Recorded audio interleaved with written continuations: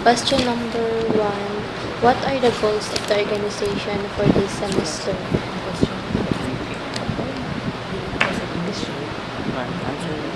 Okay naman po. English po. Okay lang po. Yung comfortable mo na language. So, bali, goal sa NCLEX is to, of first and foremost, because NCLEX is a very small organization, a very small member. So, the first goal is, syempre, para magtapok niya din, just to inform other organization that entrepreneurship students are still remaining, kumbaga, na pag-apoy enrollee. Then, we need to, kumbaga, somewhat, NCLEX rules. So, we need some activities also na NCLEX will be well known in the University of Mindanao, and of course, to put up the organization legal, kumbaga, affiliated na sa UM, because still, right now, we are still working about it na ma-affiliate. Kung ito, ang goal, first goal. Okay, so our second question is, what are the problems encountered with the organization in terms of first sa registration? Problem encountered. What yung registration? Kung tayo may mga meetings kayo or may mga During registration, ma'am, if like, ano mo mag-disseminate mo mga information for the registration, daghan ba yung nag-attend during that mag-disseminate, mag-conduct mo ulti na kana problems availability sa encountered? katong mga members na mag-register.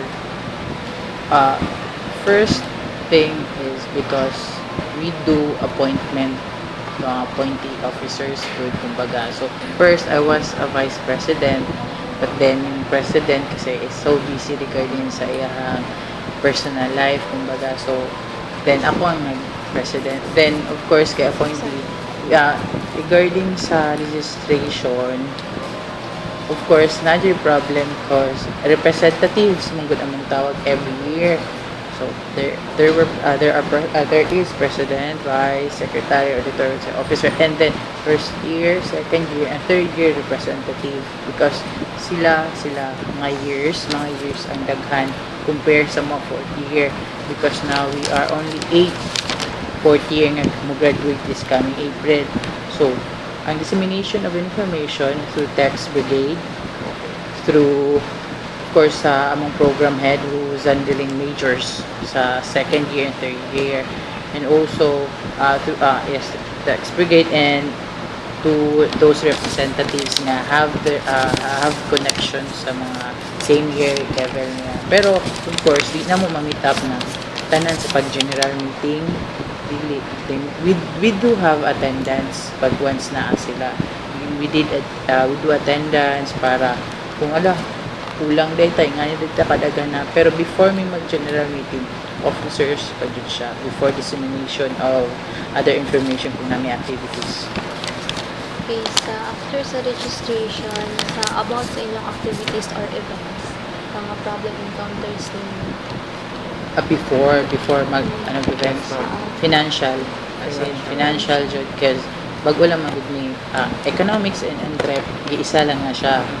So nag-decide ko nga what if maglahit ta sa population sa entrep o sa economics, ang entrep ang mas daghan. So decide nga wala may fundings. So so far bawal man daw ang monthly dues daw dire ang mga organization, so wala mi. So we first activity was after Entrep Week ba?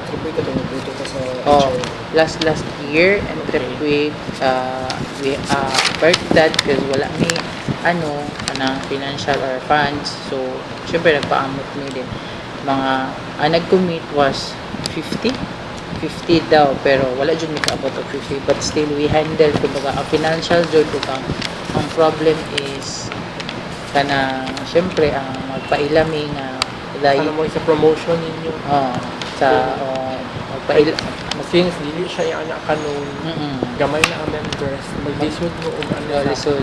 Pero pag once na ang problem is fundings, then allocation of schedules good. Okay, usahay mo good kay maiwit mi sa mga activities. Example, magpa-seminar mi diri dapat sa EVR nga ano, close na pre last year. So na extend na pud ang dapat katamugod na activity is for this month lang dapat kinapa may activity for the next month, pero allocation of time okay ay di pwede ana amo ang program head di pwede, so we cannot ano man jud nga makalihok nga wala among program head kay siya ang naga-assist kay bago lang man ni, so mo to siya mga fundings and allocation of time sa mga activities. Tapos, the third one is, what are your ways of promoting your organization? Towards whom? Towards the members, the group na naamoy ka na naga-exist in your Towards entrep students also. Of course, one way is kana activities yun siya. Tapos seminars. They lower years are very interested to seminars nga naay certificate. Mo na mostly.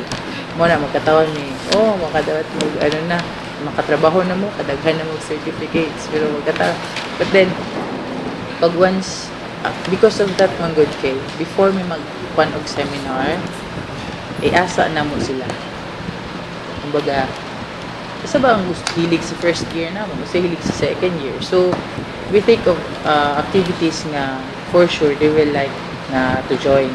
Okay, so ana among target like marketing na. Yes, So diba mangita mo nga na among style, so para atong foreign trading it one of our subject na for year, so i-require me nga magkuan for magpatay sa mga foreign trade. Introductory lang ba atong seminar last year na siya naitabo, so ang katagaran first year ay second year o first year at third year mo is gamay lang pero nag-attend po, so they were interested regarding sa mga cause ang mga first year mga businessmen and parents, so they were trying kumbaga nag-ask po sila sa mga introductory kung mag foreign trade ba sila whatsoever, mag-trading sila, so gina-cook up na mo nga promotional or magtapok ang entrep through activities. And so far na-change na po ang entrep with this coming February, this month today, so we will have team building. Dali lang na siya sa school or naamoy ato na place. Sa Matina lang hindi pa man kung ato mo place taas kay requests o gasto. But then long time preparation mo lang siya, so na may calendar of activities mga good, but hindi pa lang masunod-sunod because yes, allocation and fundings ano siya ang problem. Last question, what are the aspects that your organization seek? Towards the members, ma'am. About sa skills nila, So, ginapangita. naka-creative pa ang mga Sa iyong mga entrep members. students.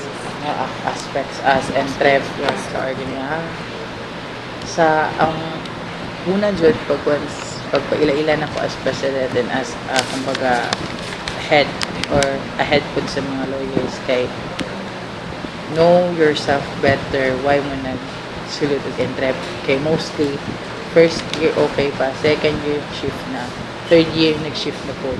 Negative fourth year sa my son, I don't know kung plano ba niya mag-shift to economics because sulan daw siya sa entrep. So one thing is ang ginapaan is dapat he knows everything ng good, but he knows everything or you know everything. Yes, basic man lang amo na iba regarding finances, marketing, but then kumbaga you should know how to be a boss and you should know how to be an employee. So mo na ang amo ang goal kasi ang entrep is yes innovation, pero kung dili ka kabalo mo sa from baba di ka maka-reach atong unsay gusto mo. So kay bali ang aspect mo is imuhang skills is sa tanan, dili pud ingon nga dili jud ka na kahawd pero dapat excel ka among others. Ano na competition is always there. So muna amo ang kuan mo. Make sure pag once sulod kag entrep, humanon nimo mo to first year mo. We'll see kung pila na lamang by third year. Muna akong hagit sa ila kung kaya nimo ang entrep. So muna amo ang kuan is you should know everything, kumbaga. You should excel in any aspect Mingon sa marketing, yes, marketing normal na. It's how pamakba, how Yes. strategy whatsoever. Kaya na nimo baton kaya gay nila pasabutan na. Kumbaga, you master all. Kumbaga, wala, no offense Yes, okay. So, wala mo ang di ano nga skills nila. Org sa organization dapat kumbaga pero sa kadili man ko how sa math whatsoever pero ma-sure ko nga kabalo jud ko dili ko mali